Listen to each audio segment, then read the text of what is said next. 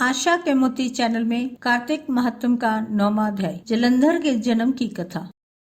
राजा पृथु बोले, हे मुनिवर, आपने कार्तिक के इस व्रत में देवताओं और कपिला गौ की पूजा करने के साथ तुलसी की पूजा करना बताया है। सो मैं तुलसी के बारे में जानना चाहता हूँ कि इसके पूजा व्रत का क्या महत्व है। यह कौन सी देवी है? तुलसी भगवान को प्यारी कैसे हुई? आपकी सर्वत्र गति है, आप सब कुछ जानते हैं। महर्षि नारद बोले, एक बार इंद्र देवताओं और अप्सराओं के साथ शिव दर्शन हेतु कैलाश पर गए। वहाँ मार्ग में उन्होंने एक भयंकर स्वरूप बड़े बड़े दांतों और आंखों वाला पुरुष देखा। देवराज ने उससे पूछा, तुम कौन हो? शिव जी कहाँ गए? इंद्र के इस प्रकार बार बार पूछने पर भी उसने उत्तर नहीं दिया तो देवराज ने क्रोध करते हुए कहा, तुमने मेरी बात का उत्तर नहीं दिया, मुझे तुम्हें वज्र से मारना ही होगा। यह कहकर इंद्र ने अपना वज्र मारा और कहा, दुर्मते, अब तेरी कौन रक्षा करेगा, मैं देखता हूँ। वज्र प्रहार से उस भीमकर्मा के कंठ पर नीलता तो आ गई, किंतु वज्र भस्म हो गया। उसी समय भद्र भगवान शिव प्रकट हो गए और अपने तेज से सबको जलाने लगे। यह देखकर बृहस्पति जी शीघ्र ही हाथ जोड़कर पृथ्वी पर दंड समान गिरकर उनकी स्तुति करते हुए कहने लगे, हे त्र्यंबकम, हे कप्रदिन, हे त्रिपुरारी, आपको नमस्कार है। हे त्रिपुर के संहारक, आपके तीनों रूपों को प्रणाम करता हूँ। कृपा कर इंद्र को जीवन दान दीजिए। बृहस्पति जी ने शिव जी की इस प्रकार स्तुति कर आगे कहा, हे भोलेनाथ, आप इस शरणागत इंद्र की रक्षा और अपने नेत्रों की ज्वाला को शांत करें। तब शिव जी अपनी आंखों की अग्नि को रोकते हुए बोले, यह निकली हुई अग्नि आंखों में तो फिर वापस नहीं जाएगी, अतः मैं इसे दूर फेंक देता हूँ। इतना कह शिव जी ने उस अग्नि को समुद्र की ओर फेंक दिया, जो गंगा सागर के संगम पर जाकर गिरी। इस प्रकार शिव जी को शांत होते देख देवराज इंद्र और गुरु बृहस्पति जी को संतोष हुआ। नारद जी बोले, लीलाधारी शंकर भगवान इतना कहकर अंतर ध्यान हो गए।